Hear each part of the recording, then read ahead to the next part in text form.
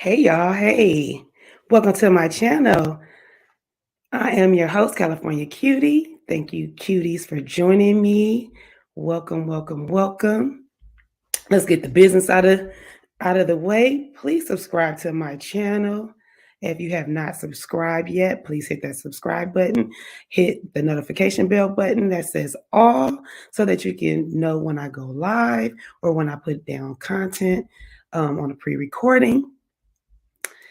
So and don't forget to hit the like button on this video. We are going to get into the review of Love and Marriage DC.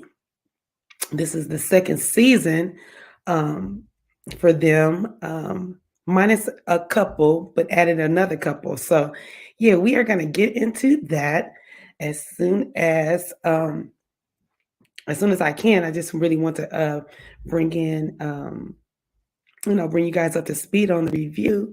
I'm hoping you guys are watching this show. It's actually a good show. The first season was really good. The Samuels were on there, which is Monique and Chris Samuels. They were on what was they on? They was on Potomac. I don't know what's wrong with me, but they was on the Real Housewives of Potomac, and Monique had got into a little altercation with Candace, and she did not return after that altercation. And then they did a spinoff.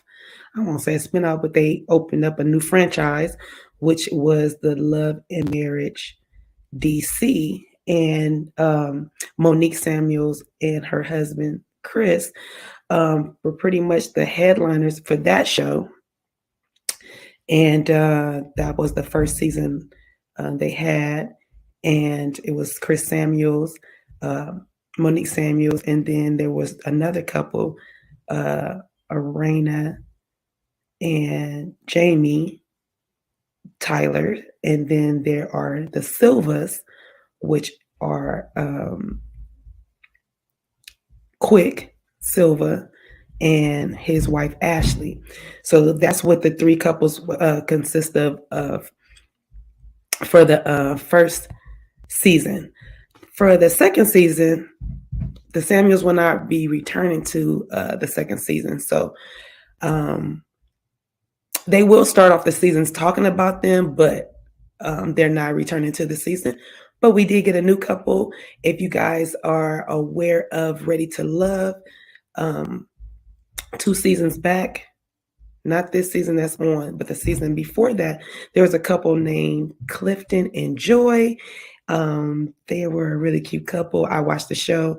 I'm fans of theirs, and they joined the cast. So I'm excited to see, excuse me, what they're going to bring to this Love and Marriage DC.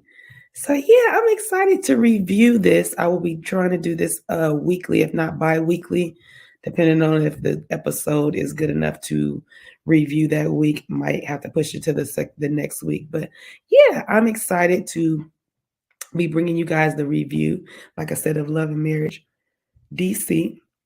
So yeah, let's get ready to get this show started. Here's to the ball, you're making progress. Finally go to truck if you're making progress. Whether making millions or making progress, it really don't matter, it's gonna be your progress. Making progress. Making progress. Whether making millions or making progress, it really don't matter, it's gonna be your progress.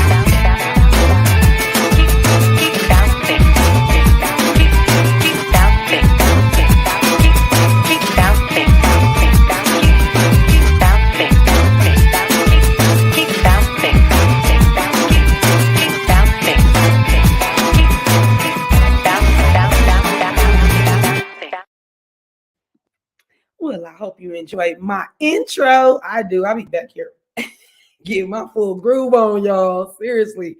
Woo. That song gets me going, y'all. That song gets me going. If y'all like that, y'all can go find that on the iCloud. That's by Sand Monster. Okay. He's Sandfly, Sand Monster, Sandman, all the same person. It happens to be my husband. So yes, you guys got to go check out his music. I believe it is on iCloud.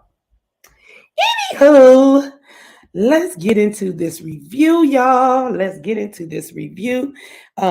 Again, hit the like button if you are enjoying yourself so far, thus far. And let's get into this review. Let me put my little notes up, y'all. Let me put my little notes up. Okay, so the scene starts off with the scene starts off with my girls Arena and Ashley. Miranda has on a red wig. I'm actually feeling her little red wig this season. It's cute. She looking cute. She's looking cute. So yeah, she goes over to Ashley's house.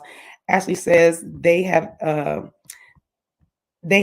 friendship, not a friendship. There's no D in their friendship because she ain't getting no D from her, and Jamie ain't giving no D. Is how she put it. I was like, okay, girl. So yeah, so we start off with them. They're discussing. I'll give you guys a little picture of what they look like. These ladies here. Arena's with the red hair. Ashley's across from her with the brown with the honey blonde tips. So those are the ladies there, just in case you guys have not caught up or are not familiar with the ladies. Like I said, Arena is with the red hair and Ashley's with the dark hair. Okay, so anyway, it starts off with them talking. There's them saying, they hang out all the time. They're at each other's house, so that's how they start off their scene. Then they switch over to the radio station where Quick Silva is a DJ. I don't know. I guess that's a disc jockey, not DJ to be confused with scratching and none of that. But he's a disc jockey. So we go over to the radio station, and he has got a double surprise there because he gets a visit from Jamie, and he wasn't expecting Jamie to be there, which is always good when you get somebody to come hang out with you at your job if it permits you to do so.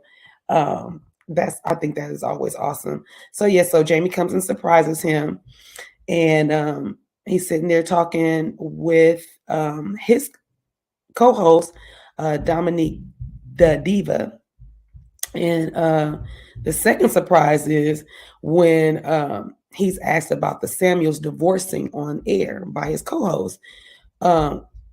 Quick doesn't bite though. He just says just because they're arguing doesn't mean that there's a divorce coming up, and that's so true. Some people just jump, boy. You give them an inch, and boy, they will take a full mile, won't they? So yeah, so he's like, no, I don't think they're divorcing. He even throws in, the Tylers argue, and us Silvas, we argue, but that don't mean we're divorcing, which is very true. I've been married almost 10 years. I've been with my husband 22 years, and yeah, just because we're arguing and we have some doozies doesn't always mean that okay, there is a thing called separation first.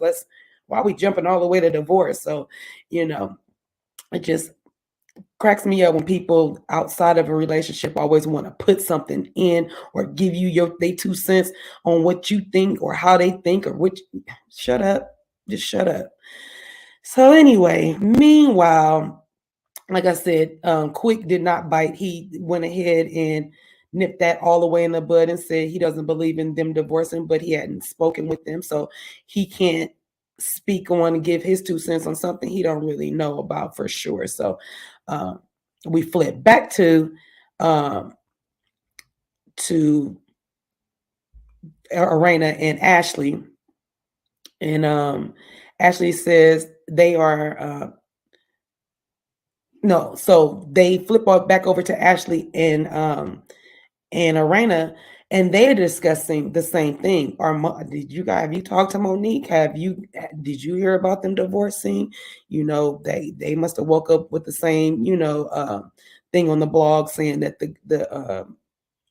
the Samuels were divorcing. So they discussing it, and Ashley says, yeah, I don't know if they're divorcing, but they're not living in the same house together.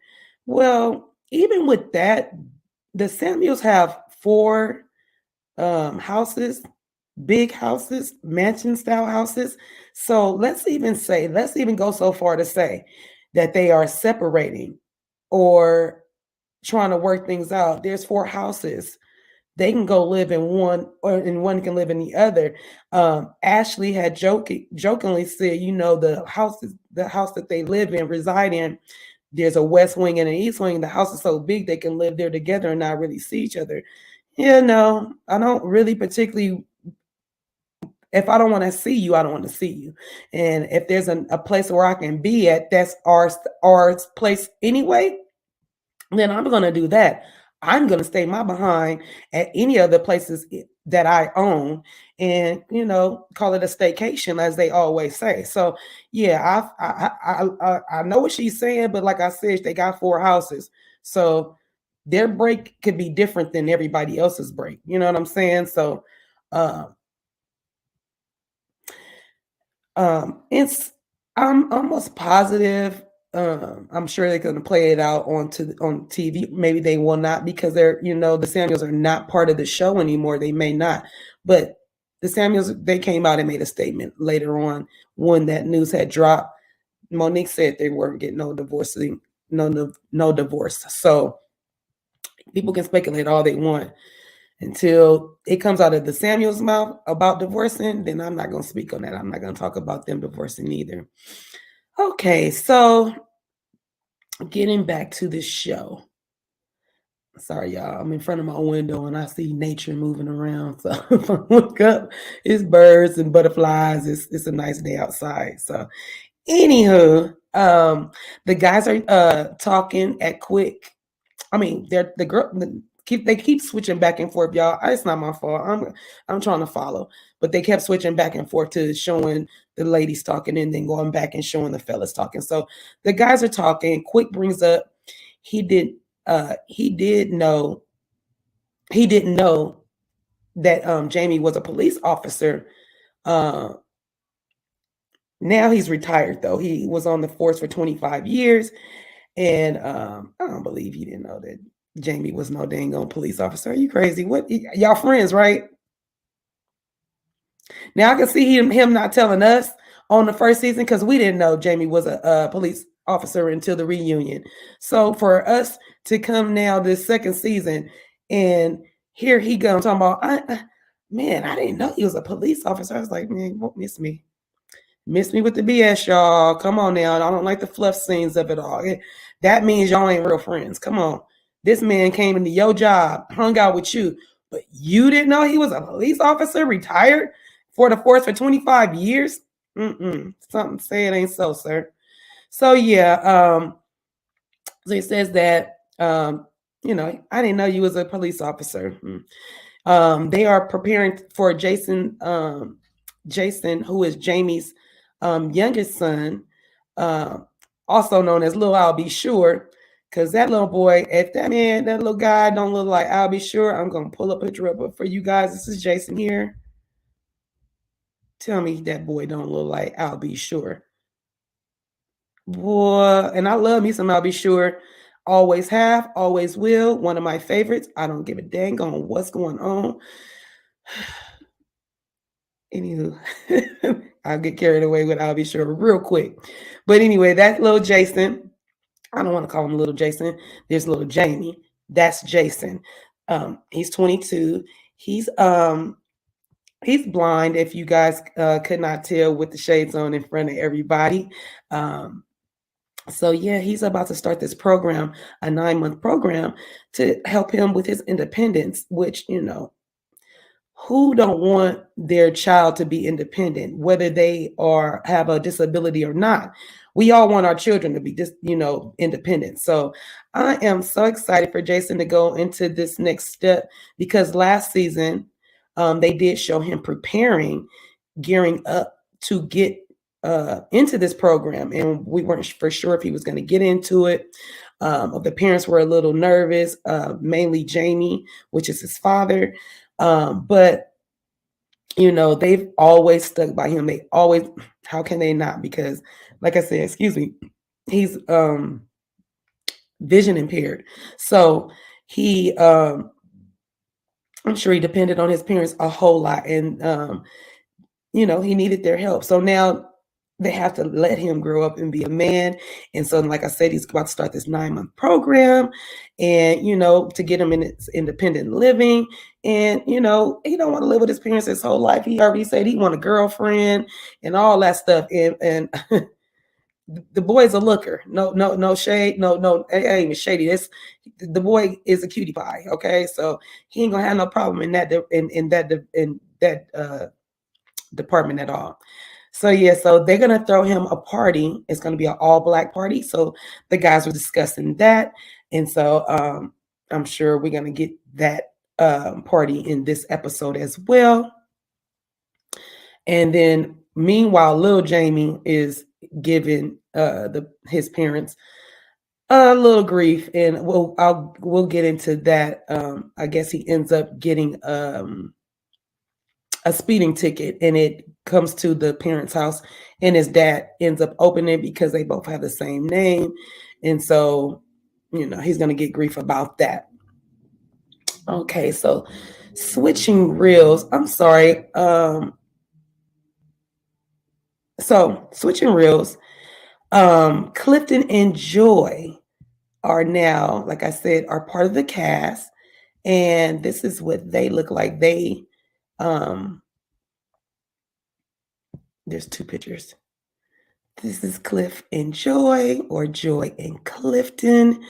They, like I said, they were part of the TV show Ready to Love. They found love on that show, and they've been together ever since. I think they've been together over a year now. Actually, I know it's been over a year because they got engaged on a news channel. Did they get engaged? Yes, they got engaged on a news channel. And so that is Clifton and Joy, the new addition to the cast. So Clifton and Joy are full of love. When I tell you these babies, they love each other and always look how they be looking at each other. They always having a good old time and laughing and kissing one another. I love love. I love new love even more because new love is like, every little nook and cranny. Everything is just so sweet and such a good time. I just love it so much. So anyway, like I said, they're kissing every moment.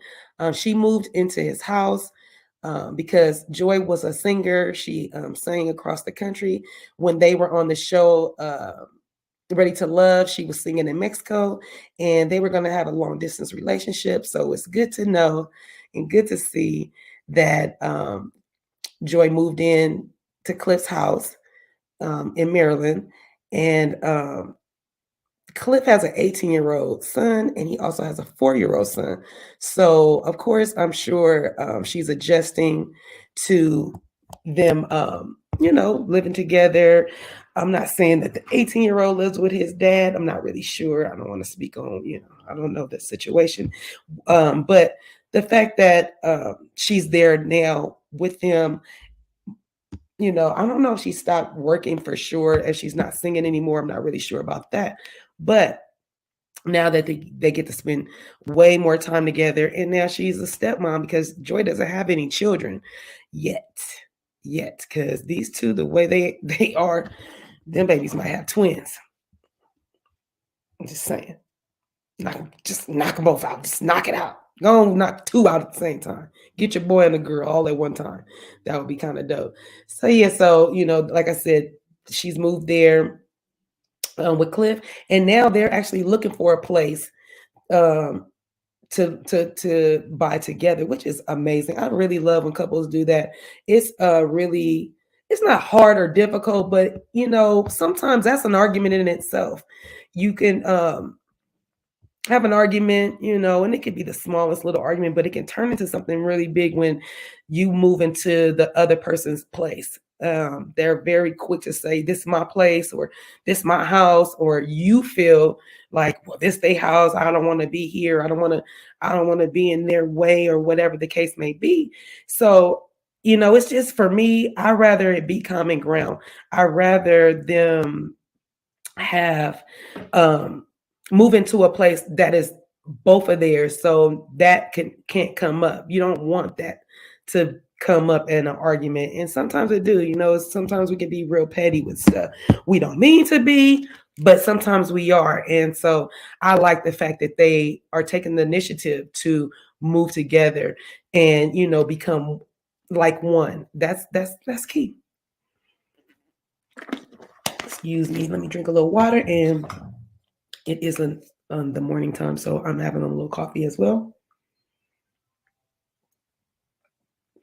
Excuse me, y'all. I'm so sorry. Sorry, this little hair is bothering me. I hope you guys are liking my little shortcut, my little natural hair. This is what it looks like. Natural. So, so I'm hoping you guys are enjoying this. Please hit the like button if you liking. If you're liking it, share it. Share it with people. Share it with your folks. Subscribe to my channel. Anyway, so we get back. And Ashley and Quick, let me pull their picture up so you guys know who I'm speaking about. So that's Ashley and Quick. That's the one that I told you guys is the DJ. And Miss Ashley will be coming out with a book. She's about to be an author. If the book has not dropped, it might have already dropped already, because you guys know they film months ahead and then we get the tea. So so that's Ashley and Quick. So Ashley and Quick are excited about their ex-nanny Angela coming in to help Ashley with assisting her in her businesses. But Quick is more happy about Angela being around for mental and emotional support when he's not around, which is quite often. Quick last season, the first season, which was last season, Quick was it's very he does a lot of work, and he's because he's a disc jockey, he gets pulled in a lot of directions, not only just being on his own radio station doing his own radio stuff. He also he's a personality, so people invite him to different functions, and of course they want him to DJ, so he's DJing probably clubs and stuff. So Quick was very busy, and last season we got a chance to see how busy he was.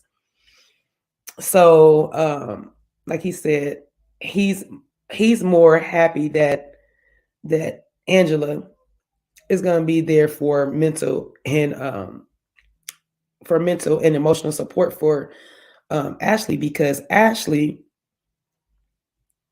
is usually home with the kids. She's like a stay-at-home mom, and she don't want to just have that title. We get tired of just being not just a mom, because it's not just a mom. It's but we want more. We want more things under our belt. We want to say we done more than just accomplish being in motherhood. Like, we want to be more than that. So that's where she's at in life, and so Angela's here to assist with that.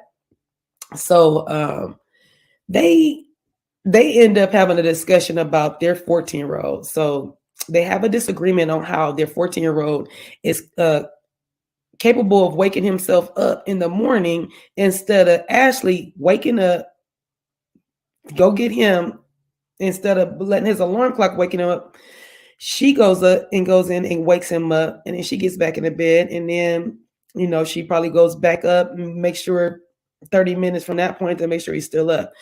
Quick is like, you coddling him, like he can wake himself up. And he's like, he's 14, he can wake himself up. You're getting up to wake him up to get back in the bed. What are you doing? And so for me, I have children around that age as well, and I don't wake them up anymore. Like, my youngest is 12. I don't wake him up for school. Well, now he's on independent studies, but even still, I didn't wake him up for school. He woke himself up, and my 15-year-old wakes himself up. So I feel where he's going with it. But when my grown children that I have now, when they were little, I was a coddling mom. I made sure that I woke them up. I got back in bed. I woke up again to make sure that they get, getting themselves together. So I kind of feel Ashley, and Ashley feels like she has to do that because when she was growing up, her mom didn't do that. So you know how we do sometimes. We try to give our children what we didn't have, and that also includes a better childhood. If we had a childhood that we don't agree that, or we think that could have been better, we end up showering and doing that for our kids. Sometimes it's good, sometimes it can be bad, sometimes it can come back and bite you on your ass. So you got to be careful. It's a fine line on coddling and uh teaching in a moment, and it's a really fine line. So you have to really be careful, and just, like they're doing, have a discussion with your spouse. Know that you have each other to lean on and bounce ideas off of, and then y'all can work it out. Every kid is different, every household is different. So y'all, this argument is gonna be to the end of time, because men always gonna feel like we're coddling the sons. It's just what they think. And us women are always gonna think the father is coddling the daughter. Oh, that's your princess and the whoop wop, and it just, that's the way of life, guys. That's just how it goes. So like I said, she didn't grow up with her mom doing that for her. So she feel like she owed that to her kids. It ain't nothing wrong with that. Actually, you're a wonderful mom. That's bomb. You ain't got to stop. If you feel like you want to wake up and go get your kids and wake them up, good. And the fact that Quick said, what did he say, how he put it? If he missed school, excuse me. If he missed school, then he missed school. Oh, well. I'm like, huh? If he missed school, oh well, no, he gonna go to school late. That's why he gonna miss school. He gonna go to school late, and if that's what would happen. But the fact that he's trying to grow him up. He's trying to grow him up and make him a man. Sometimes that tough love don't work. So don't go there quick with it. He could just miss school. That didn't even make sense to me. So they also discussed little Jamie. Now little Jamie, knowing, remember, his father is the ex-police cop, right? I mean, retired, not ex, retired police officer of 25 years. Well, when Jamie was younger, I feel like maybe 18 or so, somewhere up in there. Yeah, he had to be an adult, but he got in some trouble. I'm not really for sure what it was. I feel like it was robbery. I don't know. I don't want to say that. Scratch that. I said that. I'm not sure what it is. But whatever it was, he got in trouble. And it's so funny how you can have a cop for a parent and this would happen. You can be a preacher's kid and you'll turn into a HOE. And I'm not saying all of them do that. I'm not saying that. So, but I'm just saying, you see the dynamic, or it's just weird how you imagine that you in the household with a police officer, you ain't gonna do no wrong. You're not gonna step out of line, but shit happens. Hence, Jamie, little Jamie had got himself into some trouble. So Quick and Ashley are discussing, that it seems as Quick was taking little digs at little Jamie. He was like saying stuff like, I don't want my 14-year-old to be entitled, I don't want my 14-year-old to grow up entitled, and then no, he said, I don't want my 14-year-old to be coddled at a 14-year-old and then be entitled at 26 years old. Well, little Jamie is 26. And you guys will find out later why that him saying that is a dig on little Jamie, because little Jamie feels entitled. I mean, and you guys will find out later when I finish this review why that was said. But I don't know. I feel kind of weird hearing that from him. And I know he loves the Tyler's kids. I know they do. They don't mean it like in a mean way. But I don't know. I just feel like certain things you shouldn't say, or certain things you should just, y'all, we already know kids are off limits, right? Yeah, kids are off limits. So I just feel like, you got to be real careful with that. So that was, I was kind of like, ugh. Okay, I don't know. I don't know. I feel kind of weird. I don't know because remember they're gonna watch it back, and that's how these reunions go. And I just feel like that's something that they're gonna end up bringing up. So we are now going to the um the black party. Remember, I told you guys that Jason is going to the 9 month program, and they're going to throw him up going away party. It's going to be all black. Everybody's wearing all black, and so um, they at the all black penthouse party.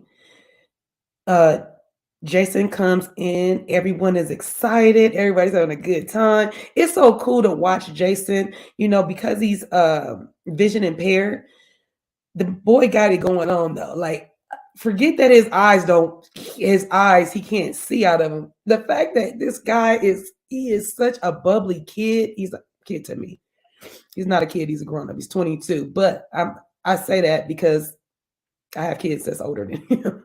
So anywho, it makes me happy to see how happy he is. When he came into the party, you know, everybody's excited to see him, and you know, and you have to like give him energy, so you know, because he can't see you, so you have to make sure he hears you. And I don't know, I just get pumped up and excited when I see Jason. He puts a smile on my face. So we're at the party, everybody's at the party, he walks in, he's all excited. And the party, nice party. It's at a penthouse. Really, really nice party. Everybody's in black. Cliff and Joy come in, and it seems it seems like Clifton and Jamie knew each other. I think they knew each other because they live in the same city, so it makes sense. And then Joy is friends with Ashley, and you know Ashley and Arena always hang out. So it seems like the three ladies have hung out before, and maybe hung out with friends. I mean, as friends. Maybe when they knew that they were about to be cast members together, they started hanging out more, so it can feel more organic. But they did say that they you know, they went to dinners and you know maybe parties, etc., like that. So yeah, like I said, so I think they have hung out so it wouldn't feel forced, or you know, like we didn't know, you know, not like we didn't know, but so that it won't look phony when they're together, because you know sometimes it can go left real quick. I see the sun is peeking through my window. You guys give me a second so that I can because the sun is gonna end up get all up in my face, and I'm going to be blinded. So let's do this. Let's take a pause for the calls real quick.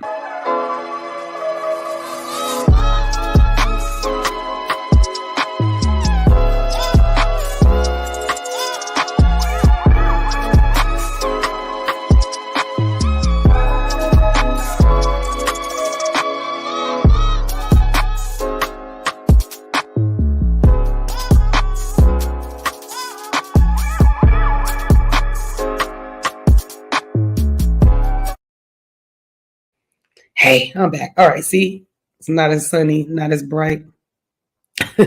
I mean, it's bright, but it's not as bright as it was because, like I said, the sun was about to get all in my face. There we go. Put a little light on me, brighten me back up a little bit.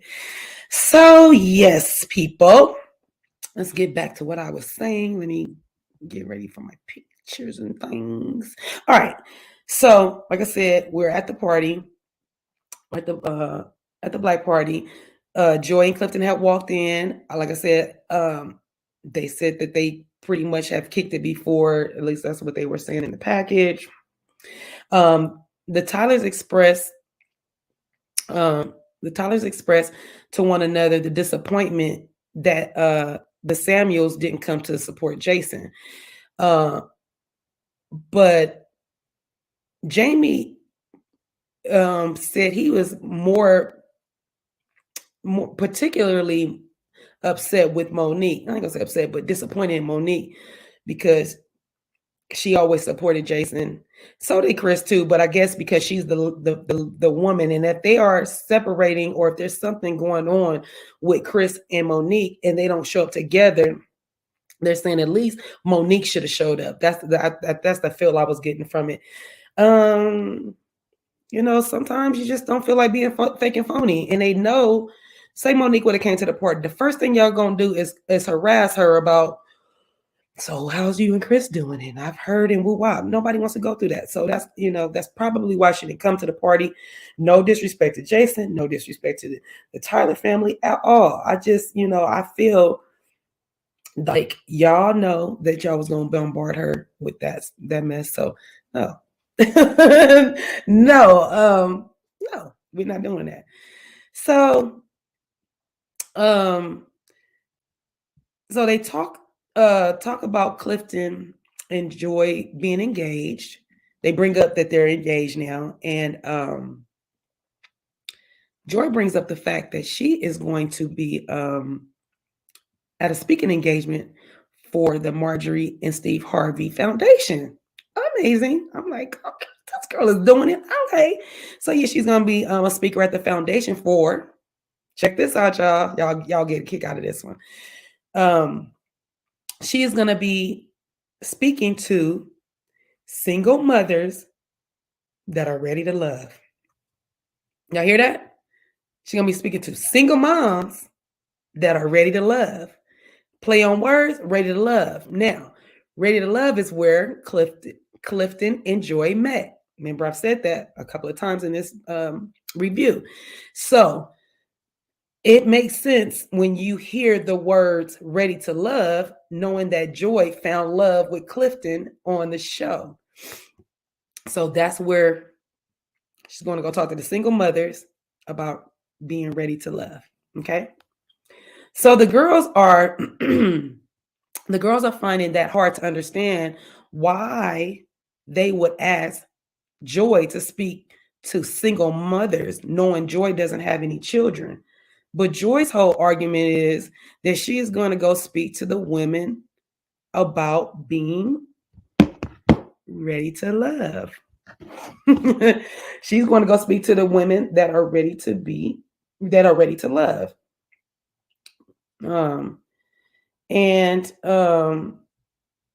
They just happen to be single mothers. And it takes a turn left. It turns left. Joi starts being Joi. And when I say that, anybody that watched Ready to Love, Joi was my favorite on the show, but on her reunion on Ready to Love, she was acting weird. And so when I say weird to me, she was acting funky, little attitude, little catty. And so when I say was being Joi, that's what I mean. She's a sweet, bubbly, beautiful person. And then real quick, it can go into what? You did what? She ain't want to be messed with. She remind me of somebody like a Scorpio. Like, I don't know what her sign is, but that's what she remind me of. Like, to be sweet is fine, but don't mess with her because she will turn into something else. So Joi start being Joi and getting flustered and a little annoyed. So she gets a little snappy, and Ashley says she saw Clifton get a little aggravated. Because it was going left, they were kind of arguing about it.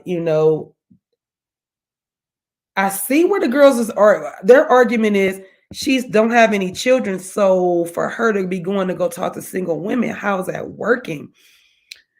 It doesn't matter if she was talking to single men about being ready to love. She couldn't talk to a single man about being ready to love because she's a woman. Because that's where when it comes down to it, the thing is that she's saying they asked her to come speak to women, single mothers that are ready to love. So when you dissect that, the people she is speaking to are ready to love, and that's what she's going to go speak to. They just happen to be single mothers that are ready to love. So Joy can speak to them. What's the problem? Like, stop trying to make it a big deal. Like, just just move on. It wasn't that serious. So Clifton and Joy in a confessional, they pretty much, this is the confessional. This is what they look like in the confessional. They so cute. You know what? I really love them a lot. But what's funny that I really paid attention to, usually in the first episodes, we don't get more than one confessional look. We got a couple of confessional looks. Because even with, when I show you the Tyler's, that was one confessional look. And then when we went to this confessional look, I was like, wait a minute. What in the, what are y'all doing? And then I'm almost sure here's one confessional look for Joy and Clifton, and then there's another. But what's funny is that with the Silvas, I never got a confessional look with the two of them together. There was him and there was her, but not the both of them. So I didn't waste my time because I wanted to have a picture of the two of them together. But anyway, sorry to go on my tangent. I just was bringing that up. I don't know if anybody else had paid attention to it, but I did. So anyway, in the confessional, this is what I brought up them. This is what they look like in their confessional. In the confessional, Clifton and Joy was like pretty much saying that's when they should have been congratulating them. Instead, it was sprinkled with hate. He didn't say it like he said it more eloquently. But what the just was, instead of congratulating them and saying, "Oh, that's cool, that's nice," y'all was meeting them with, "Dang, really? Why they pick you?" And if you saw aggravation in his face, Ashley, he was probably aggravating that he saw you guys pretty much not supporting, but kind of attacking his lady. So that's where you got that. That's where that came from. I don't know what part did she understand of that, but that's where I got it.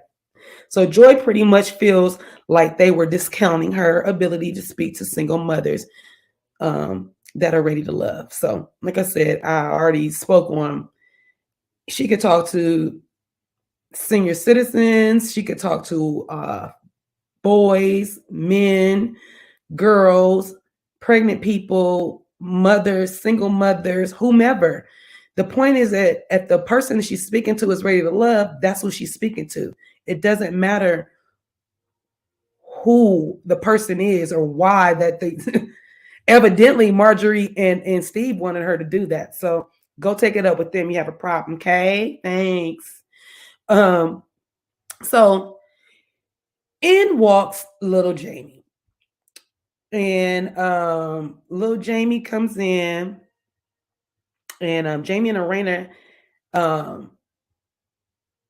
he walked in right before they were about to give the speech to Jason. So Jamie and Arena gave a speech on how much they're gonna miss Jason for the 9 months that he'll be gone.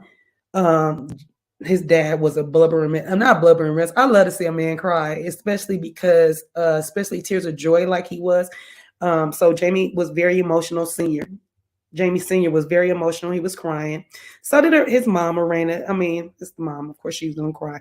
But Arena was crying because, well, both of them were crying because they know that their son's about to be independent and he's always dependent on them. So, that's touching. It was really touching. I like that part.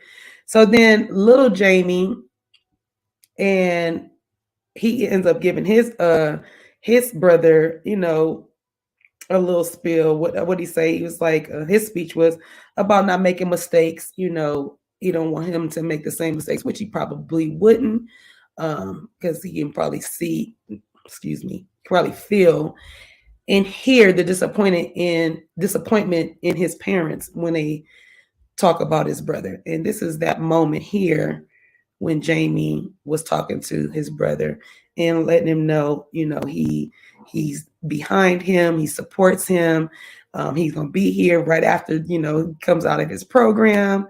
And don't make no mistakes that your big bro did. So that was kind of cool. And then then they partied and everybody was having a good time. Um, and then we get this moment right here. Um, that's little Jamie and Big Jamie. Big Jamie says to his son, "Let's go talk." And the look on little Jamie's face is like, "Oh God, not the talk." Now, the thing is, Big Jamie Senior said he wasn't going. He didn't want him to cause a scene at the function, right? I ain't trying to cause a scene.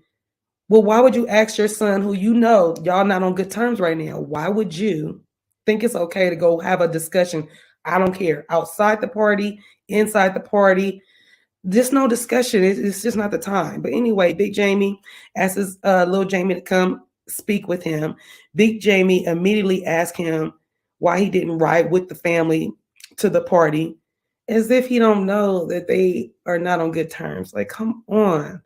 You know that he's mad that he got a ticket and he asked his dad to help pay for it, meaning help him by paying for it, because little Jamie don't have a job. He's not working right now.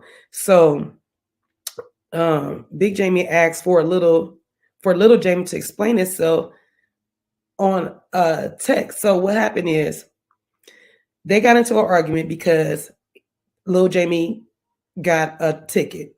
Big Jamie got the ticket and was like, "You're already in trouble, and here you go getting a speeding ticket. Like, what are you doing?"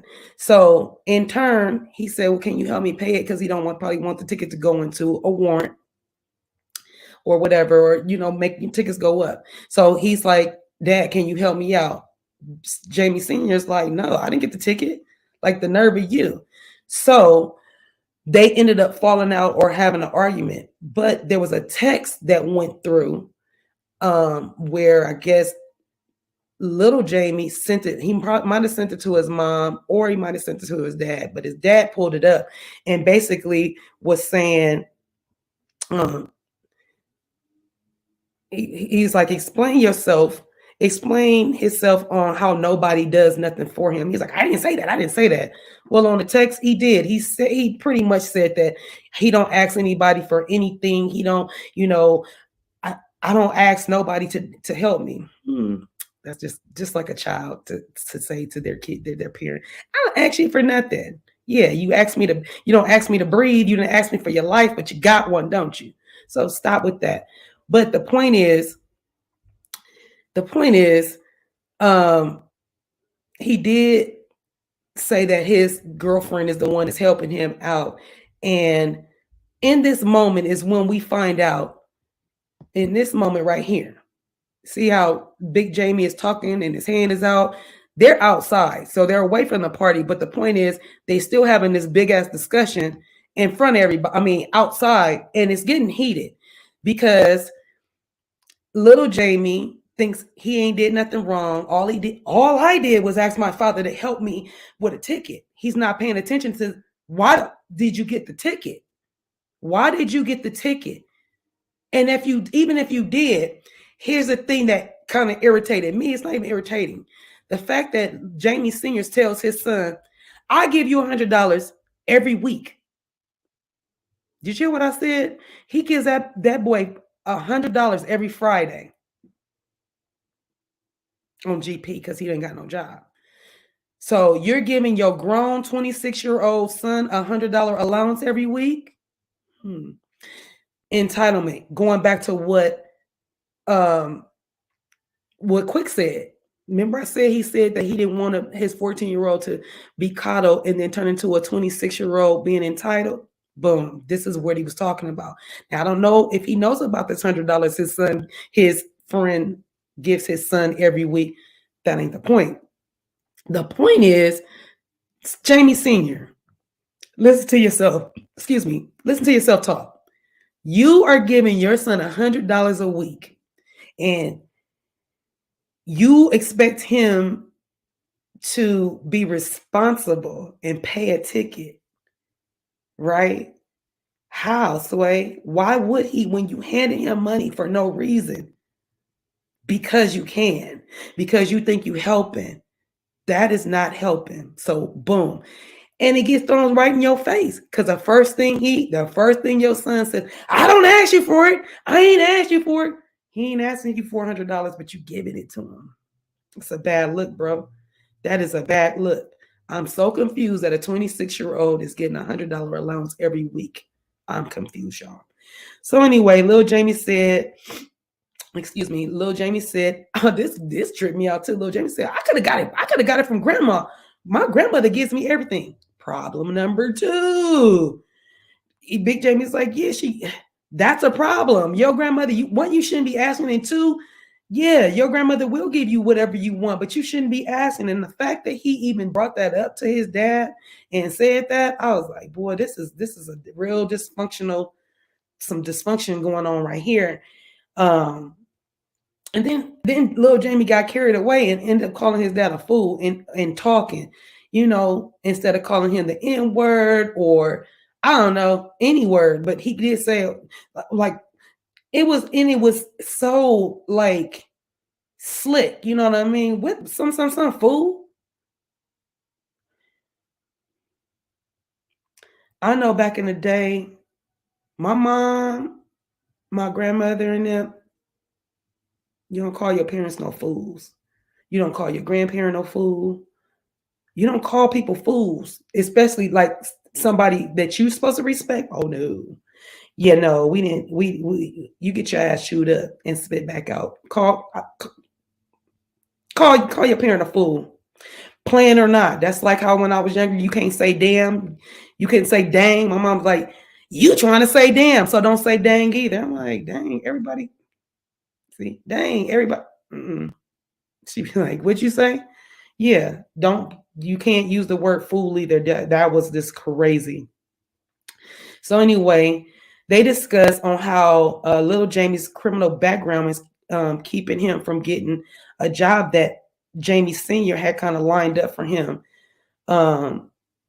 It's a security job. I don't know how the heck he thought he was gonna get a security job if he has some kind of criminal background, unless they got it a sponge where you can't look into those, or that it don't even look like he has a background or criminal background for security.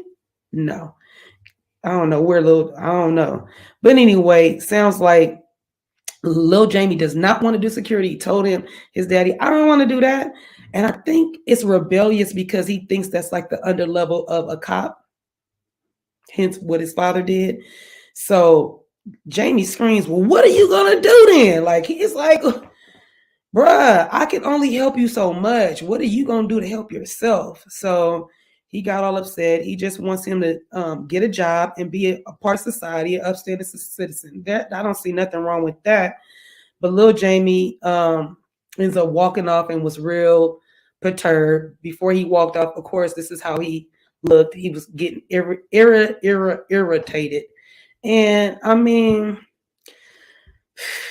it's hard being a young adult, especially if you're still living with your parents, especially if you don't have no job. It could get bad. It just, I'm not saying, I'm not trying to coddle him or saying nothing. All I'm saying is it can get bad, and all it is you gonna get older, and your parents are saying like, I'm not gonna keep taking care of you for the rest of your life. And some kids think that they are entitled, like, yeah, as long as my parents got a house, I can go live there. That's the wrong road, bro. That's the wrong road. So, like I said, Lil Jamie ends up walking off, and it was unfinished business taken care of. He walked off because I'm sure he was like, this is gonna go left. So he left. And so Jamie Sr. goes back into the event, and he makes a scene. And when I say that, remember, he said he didn't want to come to the event and make a scene. Here he go. He says he wasn't trying to make a scene. but he goes and talks to Quick and his wife and says that Jamie says it's all their fault. It's all his parents' fault. And I'm not sure he said that. I just feel like I hate when people give you a condensed version of something that took place, and the condensed version always is on that person's side. It's like it was a whole conversation. He didn't just blame you, and for you to be his parent to go back to the other parent and be like, "Oh yeah, he blamed us. He said it's all our fault." It's like I don't know if that was what it how it all what it really came out to be. So then the producers come and tell Jamie um, that little Jamie is in the hallway. So we find little Jamie. He's sitting down, got his knees up, hunched over, got his head in his lap, basically, and he's damn near crying. Uh, Jamie Senior goes to him and says, "Boy, like, get up. What are you doing?" Um, he damn near is in fetal position, crying. He gets I think he felt attacked. Of course, his dad don't have no compassion or patience. Jamie said to him, "Get up and quit playing in front of all these producers, and these people." And little Jamie got mad and was like, "What you gonna do?" No, he got mad. Jamie Senior says, "Well, what you gonna do?" And it looks like it's gonna be a small altercation. It's gonna take place in this hallway, which I am not here for. We don't need to see. I don't want to see none of that. That's just not cool. Because if you go back, he didn't have to do that. He didn't have to talk to his son then. It was not the time nor the place. And now it's a snowball effect. Now an avalanche is coming down. And now y'all in the hallway and everybody's in your business. So that's how they ended the episode. I was just like, that really blew up in your face, huh, Jamie Sr. So yeah, y'all. That's how the episode